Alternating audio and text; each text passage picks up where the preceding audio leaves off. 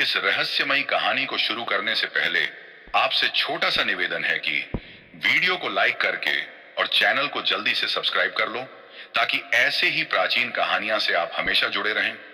मित्रों, एक नदी के किनारे बसा एक छोटा सा गांव, जहां सदियों से लोहारों का परिवार रहता था। लोहार का नाम था धनुष और उसकी बेटी थी नीरा।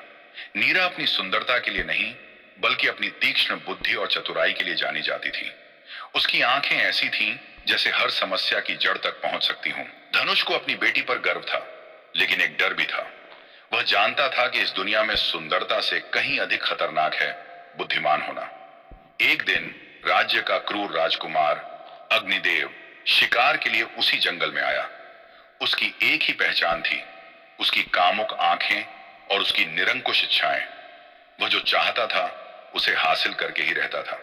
जैसे ही उसने नीरा को नदी किनारे पानी भरते देखा, उसकी नजरें उस पर टिक गईं। वह उसकी साधारण सुंदरता पर नहीं, बल्कि उसकी आंखों में झलकती उस चमक पर मोहित हो गया जो किसी साधारण स्त्री में नहीं दिखती थी।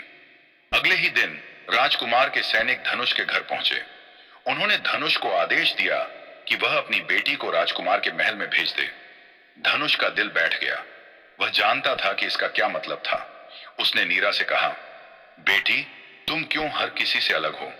तुम्हारी बुद्धि ही तुम्हारी सबसे बड़ी दुश्मन बन गई है।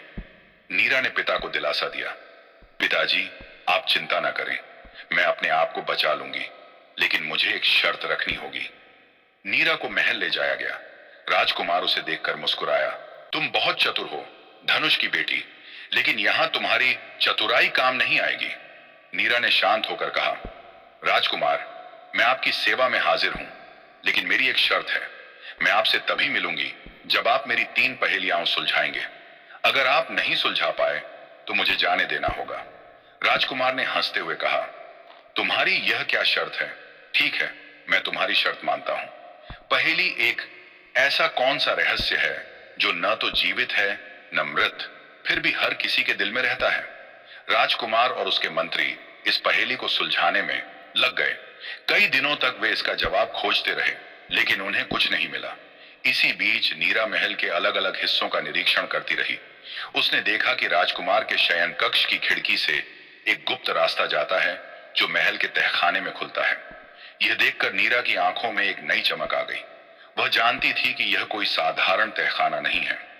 राजकुमार ने हार मान ली, मैं तुम्हारी पहेली नहीं सुलझा सका, मुझे जवाब बताओ। नीरा ने कहा, इसका जवाब है अधूरा सच।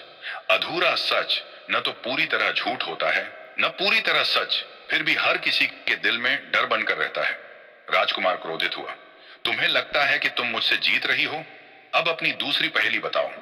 पहेली 2, एक ऐसी वस्तु बताओ जो दिखती तो सोने जैसी है, लेकिन उसका मूल्य मिट्टी के समान है। उसका प्रयोग केवल एक ही व्यक्ति कर सकता है, लेकिन वह हजारों लोगों की जान ले सकती है।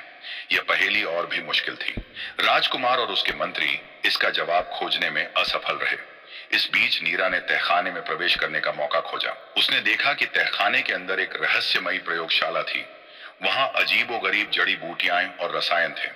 नीरा समझ गई कि राजकुमार सिर्फ शिकार नहीं करता, बल्कि कुछ और भी खतरनाक काम कर रहा है।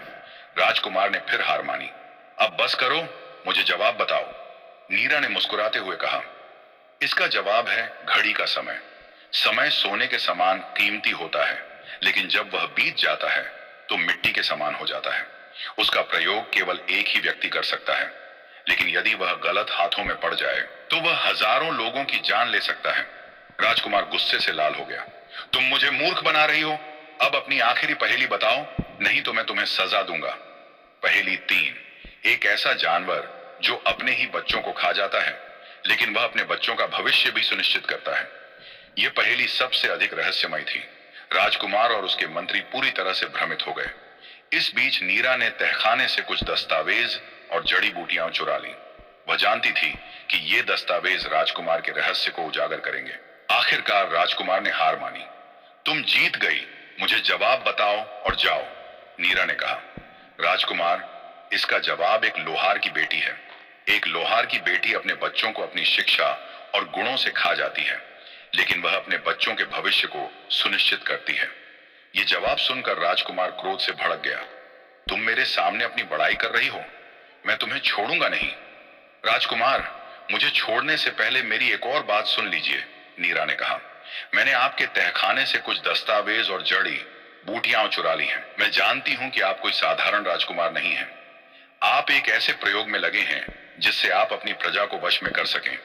राजकुमार हक्का बक्का रह गया। तुम तुम यह कैसे जानती हो मेरी बुद्धि से? नीरा ने कहा।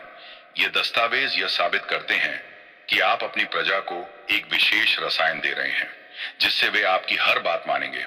अगर आप मुझे जाने देंगे और अपनी प्रजा को मुक्त कर देंगे तो मैं यह रहस्य किसी को नहीं बताऊंगी। राजकुमार के पास कोई विकल्प नहीं था। वह जानता था कि यदि यह रहस्य बाहर आया तो उसकी सत्ता खतरे में पड़ जाएगी। उसने नीरा को छोड़ दिया और उसे उसके गांव जाने दिया। नीरा अपने पिता के पास लौट आई। उसने पिता को सारी कहानी बताई।